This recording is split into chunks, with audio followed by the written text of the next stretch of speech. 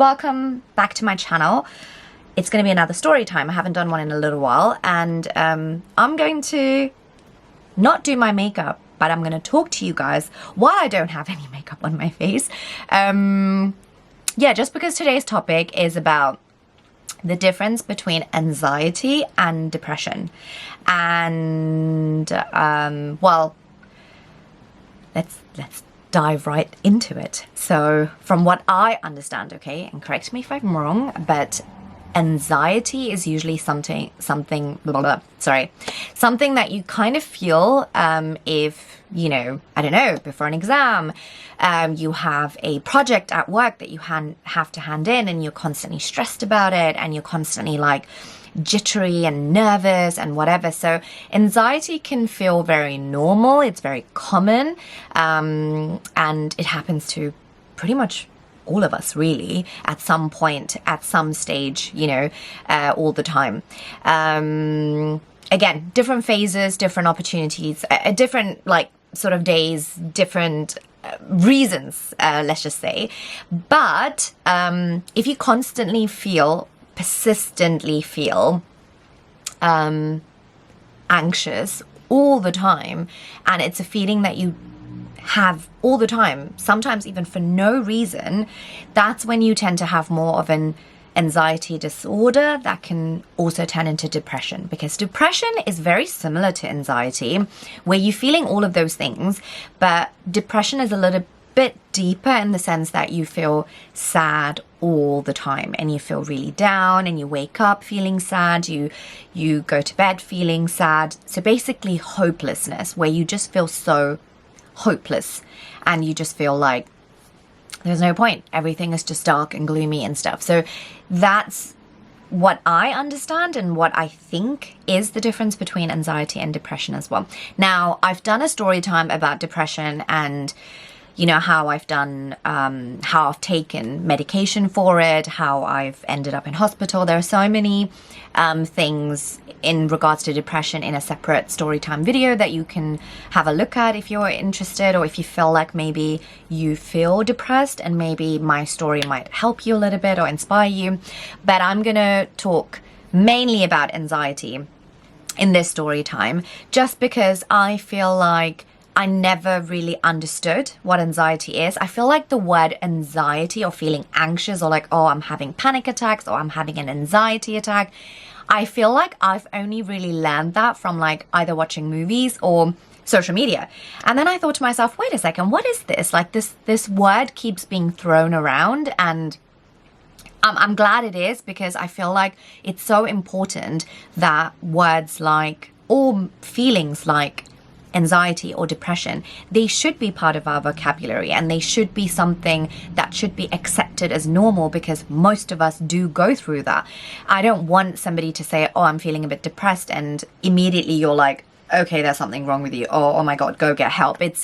I think that's how people used to feel back in the days, which is why people felt almost like they didn't want to share if they were feeling, I mean, they would say they'll feel down, which was okay or acceptable, but they would never actually use the words, I'm feeling depressed, or I'm feeling anxious. You know, it's something people would be scared to say. Whereas I feel like now, because it's a lot more accepted, which is great, I kind of wanted to explain anxiety, because it's a lot more common, and how to deal with anxiety, really, or what I do to deal with anxiety. So I go through these phases. I've as you know, mentioned, if you haven't seen my depression video, I did suffer from depression for a really long time. One of the reasons I did suffer from it for a really long time is because, number one, I didn't know that I was depressed. I didn't know that you could get help for it. I come from a very, you know, I would say orthodox family, you know, from a different generation, different culture. You know, they grew up in Sri Lanka. They went through the war, and there are so many things that they've been through that I feel like in my household, depression wasn't something that anybody understood. And so I think because I didn't really understand it, and I didn't know that I was depressed, I wasn't able to deal with it or get the right kind of help sooner. So once, you know, I did a biology and psychology degree, I think once I started realizing, hey, wait a second, I've had a few doctors say to me that I'm potentially depressed, but I think understanding it and getting a bit more, educating myself a little bit more about it was when I realized, okay, I need help. Like, this can't go on and stuff. And then, sometimes you find out that you're clinically depressed, or you have, I don't know, you have bipolar depression. There are so many different types of depression, and I was able to fix my depression in the sense that I was able to take the medication. I was able to control it. And then once I was able to wean off and then I felt better, now I know, okay, if I feel a certain way, I'm able to categorize it myself. Like, I'm able to say if I'm having a panic attack, or if I'm having anxiety, or if I'm depressed and I need. So I feel like you tackle with these differently. And for most people, it sometimes starts with anxiety, something quite, it starts with anxiety. And anxiety can be mild, or it can be really extreme. And then it can go into so many different things. And then before you know it, you might be depressed. And then you might feel like, okay, you know what? I need to get help, right? So I'm trying to say that anxiety is something that's very, very, very, very, very common. And I, like I said, went through depression in the past, so I kind of had an understanding. But what was new to me is about a few years ago, when I was having a lot of issues with social media, with people that I had met through work, and I was having a very hard time. I almost feel like, when you go through, like, well, not everyone would know that, but when you feel like you are quite well known on social media, and there's a phase where people are trying so bad to cancel you, or they're trying so hard to really knock you down. I went through that. I never thought that would happen to me, but I did. And you know what? Now when I look at it, I'm just like, oh my God, God made me so much strength, like stronger, gave me so much strength to deal with it. At the time, I didn't think I could. But anyway, so that's the first time I actually suffered from panic attacks. It was something that was happening where I genuinely felt like I was having a heart attack. Like, I couldn't breathe. I had to open all the windows, and I was literally just like hyperventilating. And I woke up my husband and I'm like, you need to call an ambulance. Like, I think I'm having a heart attack.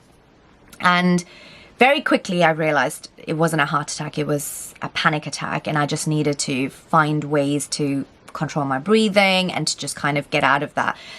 And that was really scary. And that was the first time, like I said, I experienced it. And then I thought to myself, okay, fine, this is what a panic attack is, and how it feels like. And honestly, in that moment, having people around me who love me was important. But at the same time, just being able to just close my eyes and breathe in and breathe out for a long time I was able to just be like, okay.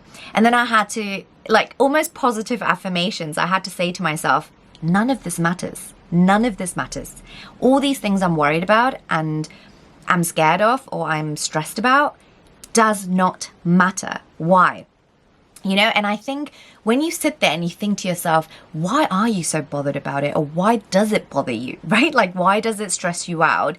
Sometimes you can really almost put things into perspective, and then you think, okay, like, I know that's not easy for everyone. And I think that's just my personality trait. I'm generally the type of person who's just like, I don't care. I don't care what others think. I don't care what they have to say. And I'm able to just move on. And I'm glad that I have that personality trait, because I'm telling you, I don't think I would have lasted on social media or being in this kind of field of work. Being able to do these story times with you guys and stuff. I wouldn't have been able to do any of it if I was somebody who constantly cared about what other people thought of me, if that makes sense. Pros and cons to it. But anyway, so I then understood what a panic attack was, and I was able to then be like, okay, if I knew this was about to happen to me, I knew how to sort of handle it. It doesn't mean that I don't get them anymore. It's very rare now, but I kind of try and understand, okay, what's the trigger? Why? Whatever. Now, however, even at this very moment, this whole week, I've had major anxiety. And it sometimes happens throughout the year, especially when funnily enough, it never happens. The anxiety never happens when I have work. I'm telling you, bridal work, so I'm a professional hair and makeup artist, if you didn't know, and I predominantly work with brides. That's kind of my bread and butter. It's what I've been doing for over 15 years now. But that has been my baby in the sense that it's gotten me out of my depression. It's honestly, it's a career I love. Literally love, okay? From the bottom of my heart, I love it. And every time I work, anything that I do with work not only gives me a distraction, not only pays for my life and my lifestyle, but also gives me the energy that I need. Like, I feel so great after a bridal job. Like, I feel like I'm on top of the world. It's the most rewarding feeling, being there for somebody, making them feel special, and sending them off into this new chapter of their life. It is such an amazing feeling, and that gives me like a high. I'm always on a high. At the same time, which doesn't happen to me often, but I do, once in a while.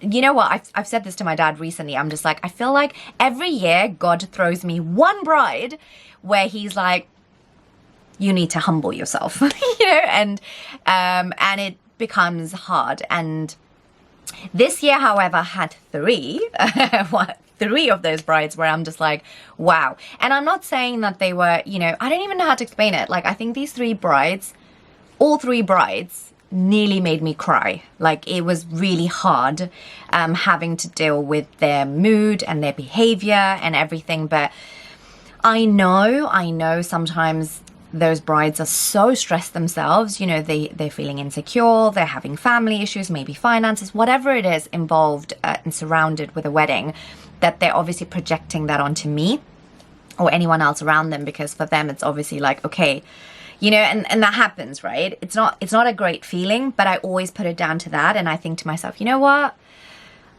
I've got to do my job and I've got to do my best, and then I'm going to have to leave, and then I'm going to have to take 2-3 days to just kind of, like let it all out, and then I'm fine again, right? So, but majority, so 99%, I feel amazing after a bridal job, and I have the best experience, and I'm so grateful for it. So that really does help me. But besides work, okay, so work usually is never associated with my anxiety or depression or anything. Work is what actually saves me most of the time.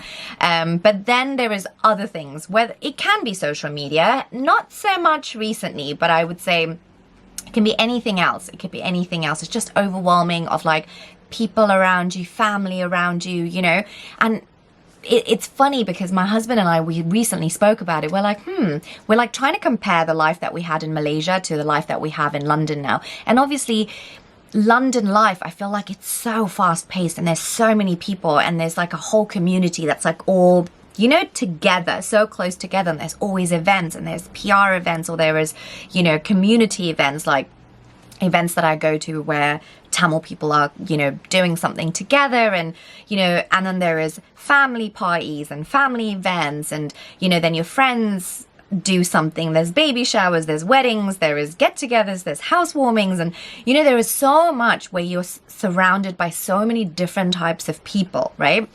And I think I've realized that that's what it is. Like, being around so many different people all the time.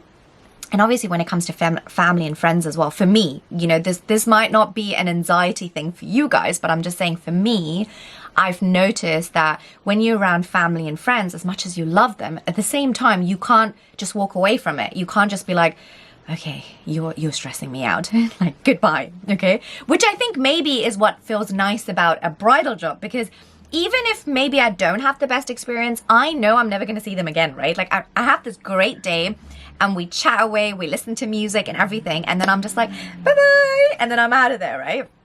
But I think with family and friends, obviously it's different, because sometimes, you have to deal with certain not pleasant situations or whatever, and then when you deal with them, you kind of just like, oh, but I have to face them again tomorrow. You know what I mean? So I feel like that's been very different. I'm not saying that's my major problem right now. I'm just saying that that's been different to when my husband and I were just on our own in Malaysia in our little bubble, and then we're like here, and then we're like, Because people ask me all the time, how do you deal with it, Vithya? Like, how do you cut out family or toxic friends or something? And it is hard. I'm not going to lie. It is hard. And you know what? I feel like every year my circle just gets smaller and smaller, or I sort of stay away from certain family members, because every year I think to myself, you know what?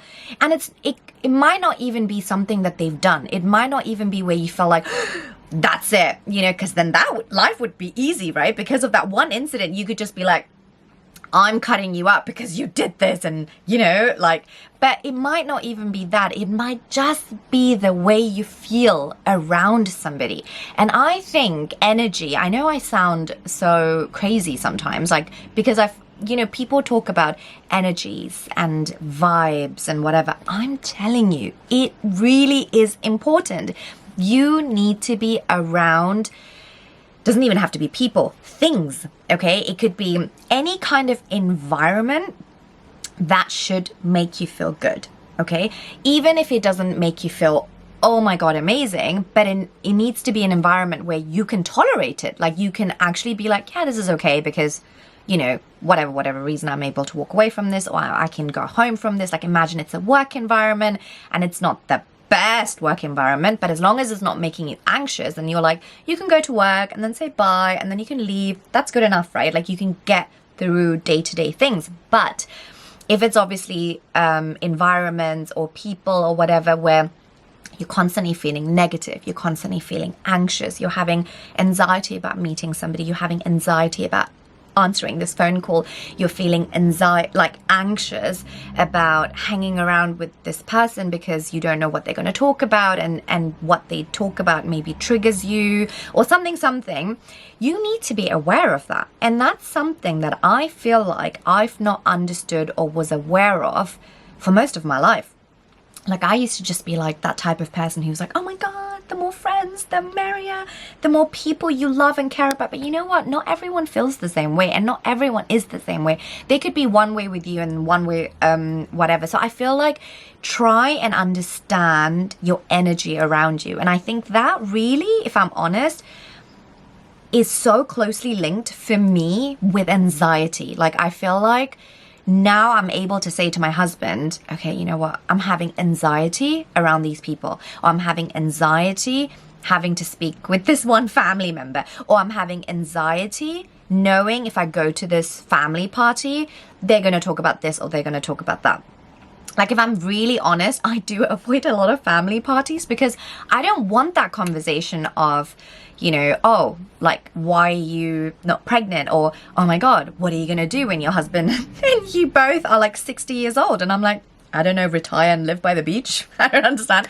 But, you know, and I don't want to feel anxiety about these conversations. They might not even happen. I might have the best time at these family events, but the anxiety stops me, right? Because I'm so worried about people asking me very personal questions where I'm just like, you know, it doesn't even bother me. So in Tamil, we say, "Enakke soriyela, unakke sorry." This is the same thing in English. It's like, but it's not bothering me. I'm fine. But why are you so bothered? And why are you triggering me by talking to me about something that I didn't come and talk to you about?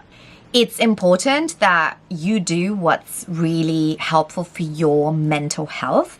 And so I avoid these events, you know, because I know what's going to happen. Like, well, it's not even that I know what's going to happen because I don't know, but the anxiety stops me. And I'm okay with that because that means I still feel great. However, if it's like a really close cousin or a family member I love and adore, and they're doing a family get together, I will go. And I will sort of control the anxiety. In my head, I'll just say to myself, you know what, I'm going for this cousin that I love, or I'm going for this uncle or aunt that I love.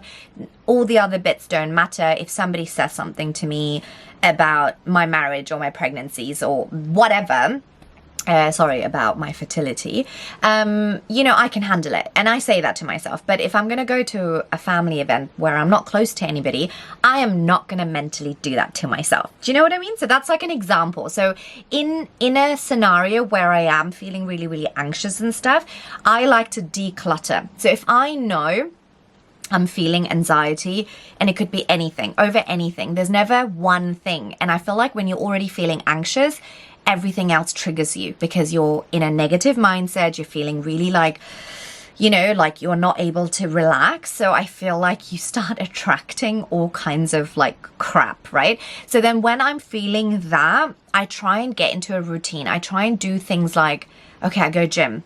I listen to music. I read books. I then declutter. I cancel get-togethers or social events because I'm like, you know what? I can do them later. I can do them a month later or 2 months later. Like, I don't want to do this to myself yet.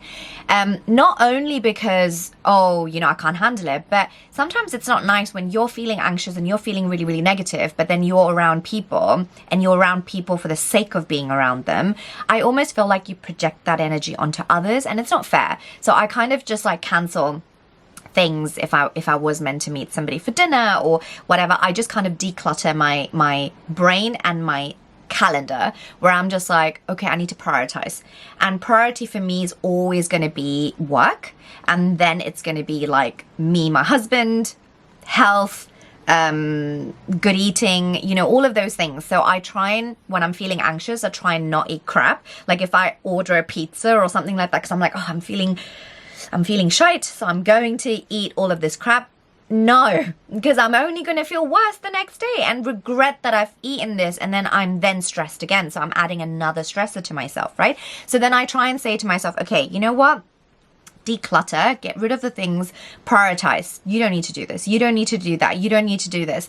And I'm very honest about it with my friends and my family. If I did have any plans with them, and I would literally just say to them, I'm just like, guys, I'm so sorry. I'm going to have to, I'm going to have to reschedule. And then I don't necessarily use the word, because I'm suffering from anxiety or whatever. I don't want to dump that onto anybody, because then naturally everyone's going to be like, oh my God, are you okay? Why? Do you need anything? And I'm like, no, it's not that. I don't need anything, right? So I'd rather say I'm overwhelmed. I'm just like, you know what? There's so much going on. I'm a bit overwhelmed. Like, let's just push it to the month after or something like that, and I'll let you know. And the conversation ends there, because then they'll be like, oh, okay, no worries. Like, yeah, sure, we'll do it next month. That's it. And then you can go back to dealing with your anxiety or your issues or your problems.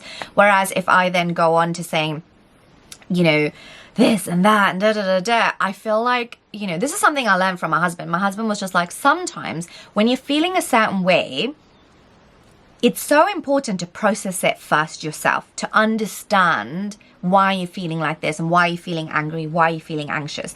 And a lot of the time, see if you can find one person. You just need one person who you trust and who you can dump these thoughts onto. For me, it's my husband, usually, or my dad. So these are the two people that I feel like I can say whatever I want without them. No, actually, with them being biased. Like, I want them to be on my side because I'm feeling anxious. I don't need you to advise me right now. I just need you to listen to me, okay? Like, unfiltered, raw information. I'm giving you how I feel and how angry I am. I just want you to support me, okay? And usually it's always my husband and my dad. They're the two people who are just like, what? How dare that person? No. And I need that. But then obviously when everything's calmed down and I kind of need advice, then you can go to the people who you need advice from, where you feel like, what do you think I should do? And that's usually my mum, my mother-in-law, or like, one or two friends. Even with my friends, I am very careful with who I share this to. Not because I don't trust them, but sometimes I feel like, you need to be mindful of the kind of issues that you're burdening someone else with, okay? And the reason I'm saying mindful is because, yeah, you should be able to talk to your friends and family about things, but sometimes, they go through things too, and they sometimes don't tell you. They could have anxiety, they could have their own issues and stuff. So I feel like sometimes if you do have somebody that you can talk about this to, then you don't need to tell 10 other people, right? And that's something I've learned, that I kind of pick and choose where I know I can dump this on this person and they'll be fine and they'll be able to listen to me.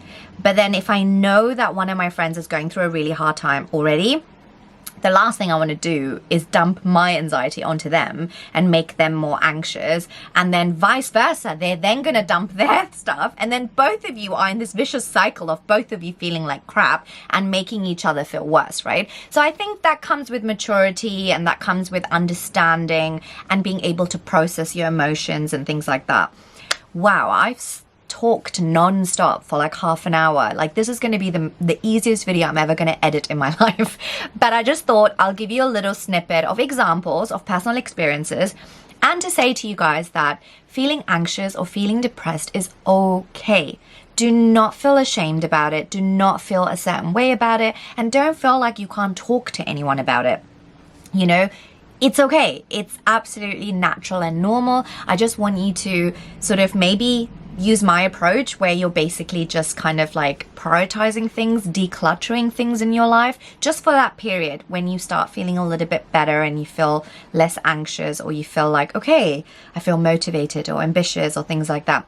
Yeah, I think that's all I wanted to share. I hope this video was fairly useful. I don't know. I just really felt like doing this and sharing this while I'm feeling this way, so that I can kind of feel a bit more, I don't know, so you can feel more, I don't know, relatable, I guess. Well, I can feel more relatable. Gosh, I can't talk. It's early morning, okay? I'm deciding to do this video as soon as I woke up, and I thought I need to get these thoughts out, almost like a little therapy session. So I hope you found this video useful. Like I said, if you have any feedback, please do, you know, let me know.